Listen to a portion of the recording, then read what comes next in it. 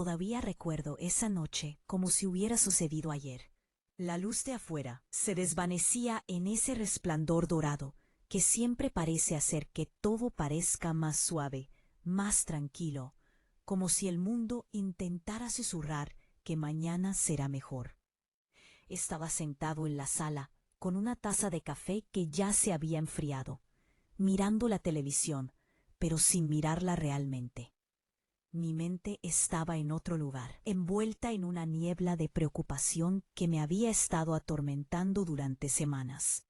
Mi hijo, Matthew, llevaba un tiempo distante ya.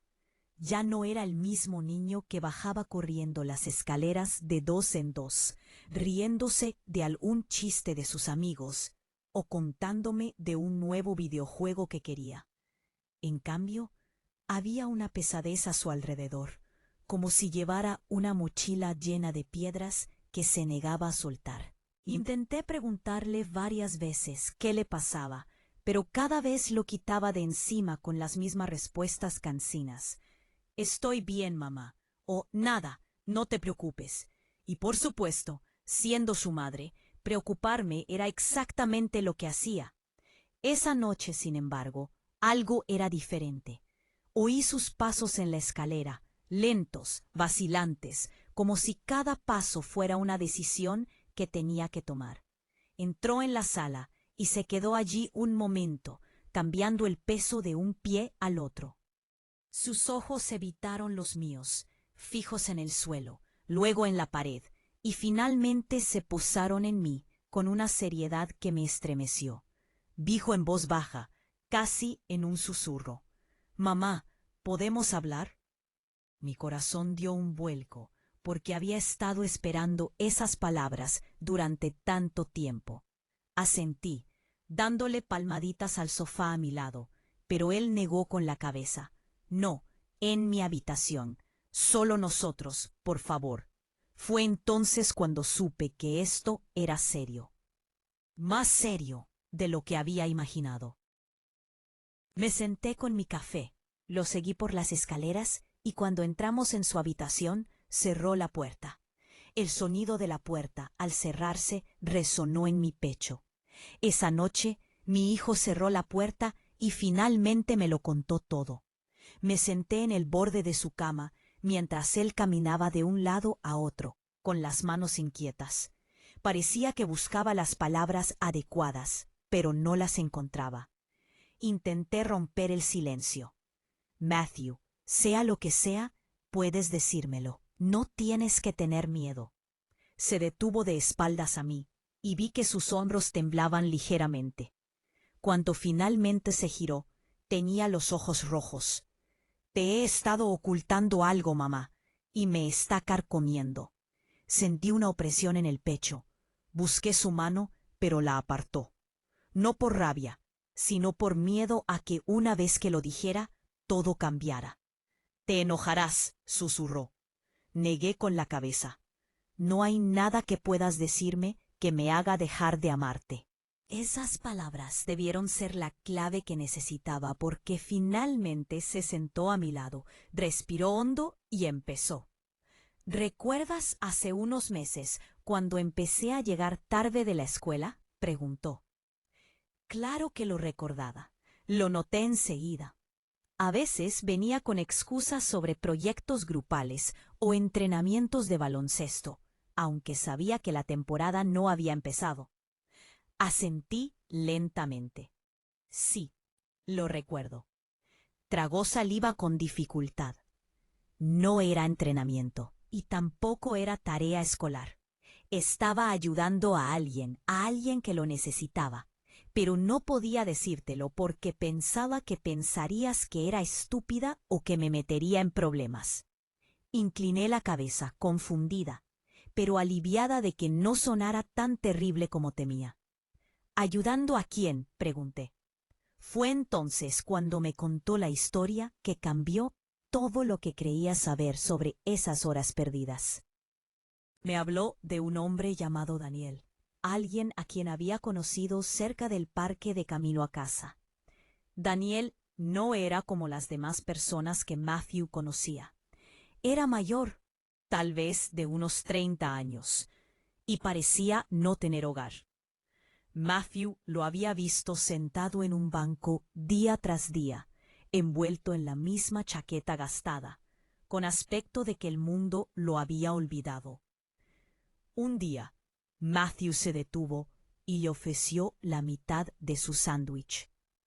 Y Daniel lo aceptó con lágrimas en los ojos. Dijo que no había comido en 2 días, explicó su madre, con la voz quebrada, y no podía simplemente irme después. Eso. Así que, día tras día, Matthew empezó a visitar a Daniel.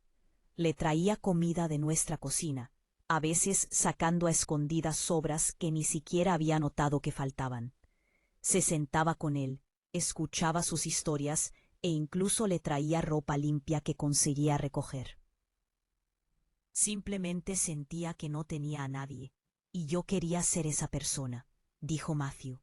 Las lágrimas rodaban por sus mejillas y me quedé sin palabras.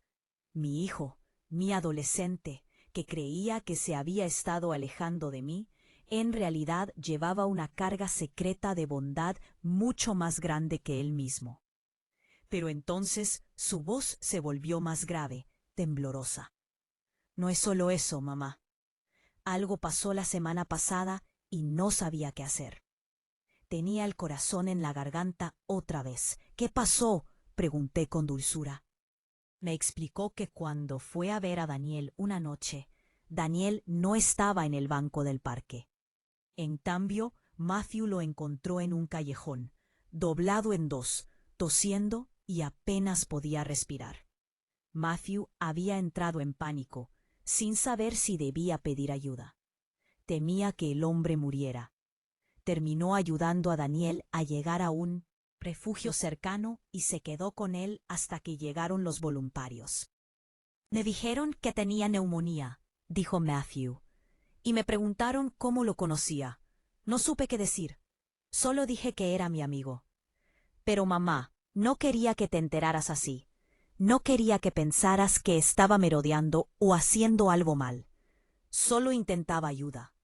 En ese momento, me di cuenta de que todas esas noches que había pasado preocupándome de que pudiera estar en problemas, tomando malas decisiones, juntándome con la gente equivocada, habían sido completamente inapropiadas. Mi hijo no ocultaba sus errores. Ocultaba su compasión porque pensaba que yo no lo entendería. Lo abracé y finalmente se dejó llorar en mi hombro como solía hacerlo de pequeño. Le susurré que no estaba enojada, que estaba orgullosa de él, más orgullosa de lo que las palabras podrían expresar. Matthew, dije en voz baja, tienes el corazón que este mundo necesita. Viste a alguien sufrir y lo ayudaste incluso cuando era difícil. Eso no me enoja. Me hace quererte aún más. Sollozó, apartándose para mirarme. Entonces, ¿no te molesta que no te lo dijera antes? Sonreí entre lágrimas. Ojalá lo hubieras hecho, porque yo también habría querido ayudarte, pero entiendo por qué no lo hiciste. Pensaste que tenías que llevar esto solo. No es así, Matthew. Nunca tienes que llevar las cosas solo. Esa noche en su habitación, con la puerta cerrada, nos quitamos un peso de encima. Por fin me lo había contado todo, y eso cambió mi forma de verlo.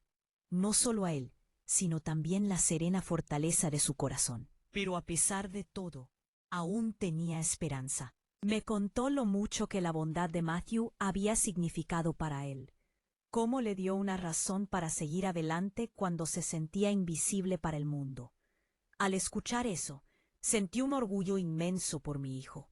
Había pasado semanas preocupándome por las cosas equivocadas, cuando la verdad era que él se estaba convirtiendo silenciosamente en un joven al que podía admirar.